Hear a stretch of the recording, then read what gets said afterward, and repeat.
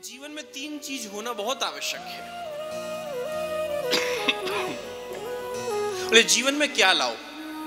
बोले जीवन में तेजस्विता होनी चाहिए। तेजो वारी मृदा, तेजस्विता होनी बहुत आवश्यक है। तेज कब आएगा? एक बड़ा प्रश्न आता है, तेजस्वी कब बनोगे?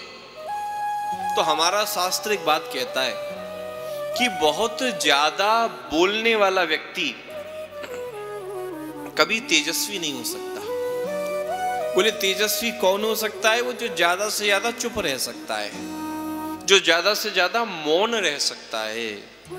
बोले तेजस्वी तो वही है। हमारे अंदर एक बहुत बड़ी एक आदत है।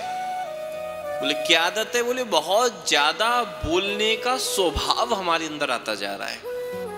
बिना सोचे समझे हम बस बोलते चले जा रहे हैं। इसीलिए हमारे शास्त्रों ने सबसे खतरनाक किसको बताया? बोले हमारी जीव को बताया। हमारी जो टंग है, जो जीव है, ये सबसे खतरनाक है। इसीलिए भगवान ने भी इसको 32 बल्लभों के बीच में, 32 दांतों के बीच में रखा है कि बहुत सोच समझकर वो बोले। लेकिन हमारी जीव ऐसी है कि भैया जब बोलने पर आती है तो दांतों के बीच में से बोलकर अंदर घुस जाती है। बोलती जीव है, पिटता बेचारा माथा है, पिटाई माथे की होती। ये जीव ही तो है, सारा खेल जीव का ही तो चल रहा है।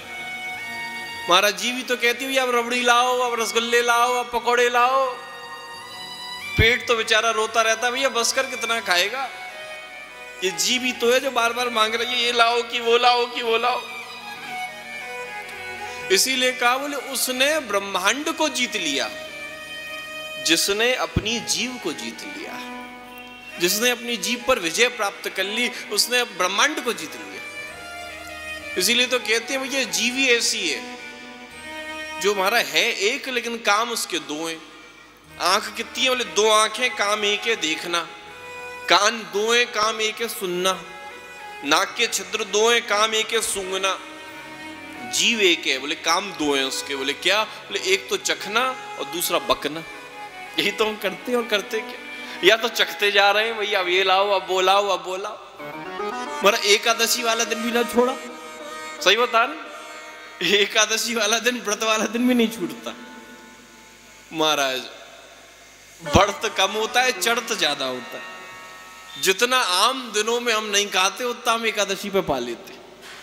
सच्चाई है बिल्कुल। हम भी आप सबका हिस्सा हैं, हम भी कोई अलग थोड़ी, आप सबके बीच के। जितना आम दिनों में हम नहीं पाते उतना उपवास में हम पा लेते।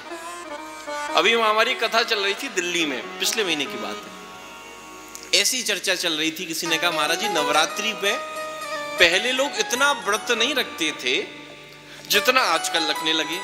बोले पूरे 9 दिन के व्रत रखते। हमने कहा भैया अच्छी बात है, लोगों की आस्था बढ़ रही है, विश्वास बढ़ रहा है। बोले हमारा आस्था विश्वास की तो पता नहीं। उस व्यक्ति ने हमसे कहा, उसकी बात आपको बता रहे, अपनी बात नहीं कह रहे। उसने कहा बोले आस्था विश्वास की तो पता नहीं, हमने तो ये अनुभव किया है जब से हल्दीराम पे व्रत की थाली शुरू हो गई है, व्रत वाले लोग भी बढ़ गए। महाराज अब तो पहले व्रत की स्पेशल थालियां भी शुरू हो गई। पहले व्रत में होता था भैया कम खाते थे, भजन ज्यादा करते थे, उपवास करते थे, मन शांत रहता था। तो भैया उस समय हम ज्यादा से ज्यादा भजन कर सकें, ज्यादा से ज्यादा भगवान का स्मरण कर सकें, आलस्य कम आए, इसीलिए हम उपवास करते थे, इसीलिए हम व्रत करते थे। आज महाराज आधे से ज्यादा लोगों का समय इसमें जाता है कि भैया एकादशी, आधी से ज्यादा समय तो इसमें निकलता है कि द्वादशी पर क्या क्या खाएंगे। द्वादशी का पूरा मेन्यू ही हमारा एकादशी पर तैयार होता है। कल ये खाना है, वो खाना है, वो खाना है। आज का तो जैसे भी दिन निकालना है, लोग तो घड़ी लेकर बैठ जाते हैं, रात को 12:01 पे खा लेंगे। भैया ऐसे व्रत का क्या फायदा?